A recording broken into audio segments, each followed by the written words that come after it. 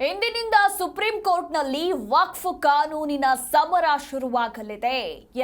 ವಕ್ಫ್ ಕಾಯ್ದೆ ವಿರೋಧಿಸಿ ಪ್ರಶ್ನಿಸಿದ್ದ 73 ಅರ್ಜಿ ವಿಚಾರಣೆ ಇಂದಿನಿಂದ ಶುರುವಾಗಲಿದೆ. 73 ಅರ್ಜಿಗಳ ವಿಚಾರಣೆ ನಡೆಸಲಿದೆ ತ್ರಿಸದಸ್ಯ ಪೀಠ.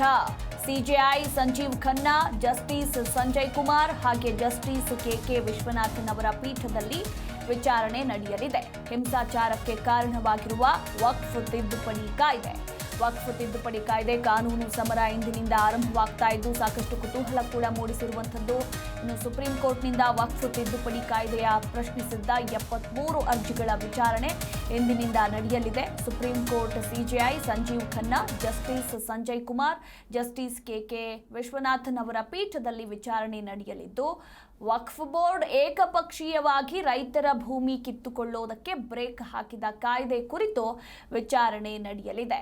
ಇನ್ನು ದೇಶದಲ್ಲಿ ಎಲ್ರಿಗೂ ಕೂಡ ಗೊತ್ತಿರೋ ಹಾಗೆ ತೀವ್ರ ಪರ ಮತ್ತು ವಿರೋಧದ ಚರ್ಚೆ ಹಾಗೆ ಹಿಂಸಾಚಾರಕ್ಕೆ ಈ ಒಂದು ವಕ್ಫ್ ತಿದ್ದುಪಡಿ ಕಾಯ್ದೆ ಕಾರಣವಾಗಿದೆ. ಈ ತಿದ್ದುಪಡಿ ಕಾಯ್ದೆ ಸಿಂಧುತ್ವದ ಬಗ್ಗೆ ಸುಪ್ರೀಂ ಕೋರ್ಟ್ನಲ್ಲಿ ಈಗ ಕಾನೂನಿನ ಸಮರ ಶುರುವಾಗಲಿದೆ.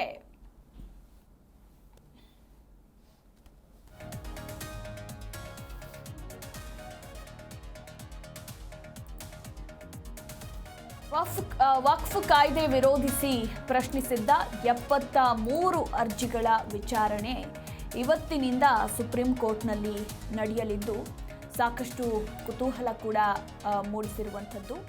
ಇನ್ನು CJI Sanjiv Khanna, justice Sanjay Kumar, justice K K Viswanathan ಅವರ ಪೀಠದಲ್ಲಿ ವಿಚಾರಣೆ ನಡೆಯಲಿದೆ. ಈ ಕುರಿತು ಇನ್ನೂ ಹೆಚ್ಚಿನ ಡೀಟೇಲ್ಸ್ ಕೊಡ್ತಾರೆ ನಮ್ಮ ಪ್ರತಿನಿಧಿ ಅನಂತರಾಮಯ್ಯ. ಅನಂತರಾಮ್, ಇವತ್ತಿನಿಂದ ಸುಪ್ರೀಂ ಕೋರ್ಟ್ನಲ್ಲಿ ವಕ್ಫ್ ಕಾನೂನಿನ ಸಮರ ಶುರುವಾಗ್ತಾ ಇದ್ದು ಸಾಕಷ್ಟು ಕುತೂಹಲ ಕೂಡ ಮೂಡಿಸಿದೆ. ಈ ಬಗ್ಗೆ ಹೆಚ್ಚಿನ ಮಾಹಿತಿ.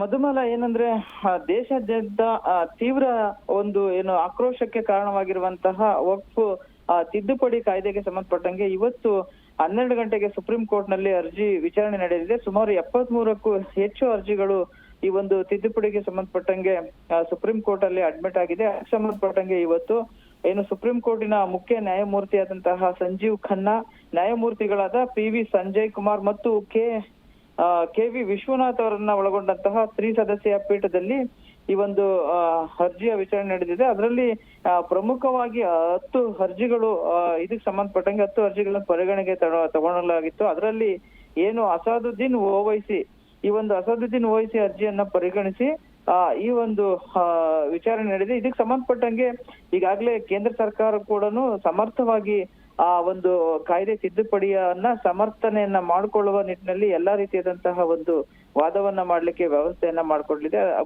ಅದ್ರ ಜೊತೆಗೆ ಅರ್ಜಿಯ ಪರವಾಗಿನೂ ಕೂಡ ಅರ್ಜಿ ಅಸಾದುದ್ದೀನ್ ಓವೈಸಿ ಅರ್ಜಿಯನ್ನು ಸಲ್ಲಿಸಿದ್ದಾರೆ. ಅದ್ರ ಜೊತೆಗೆ ಇನ್ನೂ ಹಲವಾರು ಅರ್ಜಿಗಳು ಸೇರಿದಂಗೆ ಅರ್ಜಿಯ ಪರವಾಗಿ ಯಾವ ರೀತಿಯಾದಂತಹ ಒಂದು ವಾದವನ್ನ ಮಂಡನೆ ಮಾಡ್ಬೇಕು ಅಂತ ಹೇಳಿ ಅರ್ಜಿಯನ್ನ ಸಲ್ಲಿಸಿದ್ದಾರೆ ಸುಪ್ರೀಂ ಕೋರ್ಟ್ ನಲ್ಲಿ ಕೇಂದ್ರ ಸರ್ಕಾರದ ವಿರುದ್ಧವಾಗಿ, ಅವರು ಕೂಡ ಸಮರ್ಥವಾಗಿ ವಾದವನ್ನ ಮಂಡನೆ ಮಾಡ್ಲಿಕ್ಕೆ ರೆಡಿಯಾಗಿದ್ದಾರೆ.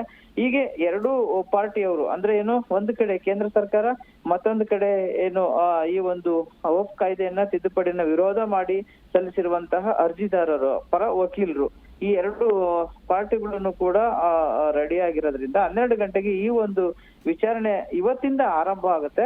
ಇದು ಇನ್ನು ಎಷ್ಟು ದಿನ ಹೋಗುತ್ತೆ ಅಂತ ಹೇಳಕ್ಕಾಗಲ್ಲ. ಇವತ್ತಿಂದ ಅರ್ಜಿ ವಿಚಾರಣೆ ಆರಂಭವಾಗಿ ಈಗಾಗಲೇ ಈ ಒಂದು ವಕ್ಫ್ ತಿದ್ದುಪಡಿ ಸಂಬಂಧಪಟ್ಟಂಗೆ ಪಶ್ಚಿಮ ಬಂಗಾಳದಲ್ಲಿ ದೊಡ್ಡ ಮಟ್ಟದ ಗಲಭೆ ಆಗಿ ಅಲ್ಲಿ 100 ಜನ ಸಾವನ್ನಪ್ಪಿದ್ದಂಥದ್ದು, ಇನ್ನೂ ಕೂಡ ಗಲಭೆ ನಡೆಸಿರುವಂತದ್ದನ್ನು ಕೂಡ ನಾವು ನೋಡಿದ್ವಿ. ಅದನ್ನ ಕಾಯ್ದೆಯನ್ನ ತಿದ್ದುಪಡಿಯನ್ನ ವಿರೋಧ ಮಾಡಿ ಅದ್ರ ಜೊತೆಗೆ ದೇಶದಾದ್ಯಂತ ಕೂಡ ರೈತರನ್ನ ಒಕ್ಕಲೆಬ್ಬಿಸುವಂತಹ ಒಂದು ಕಾಯ್ದೆ ಆಗಿತ್ತು.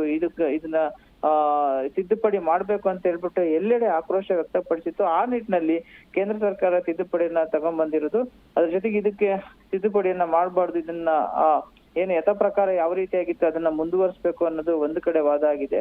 ಈ ಎಲ್ಲಾ ಪರ ಮತ್ತು ವಿರೋಧದ ಒಂದು ಚರ್ಚೆ ಇವತ್ತಿಂದ ನಡೆದಿದೆ. ಸುಪ್ರೀಂ ಕೋರ್ಟ್ 12 ಗಂಟೆಗೆ ಇವತ್ತು ಈ ಒಂದು ತಿದ್ದುಪಡಿಗೆ ವಕ್ಫ್ ಕಾಯ್ದೆಗೆ ಸಂಬಂಧಪಟ್ಟಂಗೆ ಅರ್ಜಿಯ ವಿಚಾರಣೆಯನ್ನ ಕೈಗೆತ್ತಿಕೊಳ್ಳಲಿದೆ. ಮಧುಮಾಲ. ಥ್ಯಾಂಕ್ ಯು ಅನಂತರಾಮ್, ನಿಮ್ಮೆಲ್ಲ ಮಾಹಿತಿಗಾಗಿ.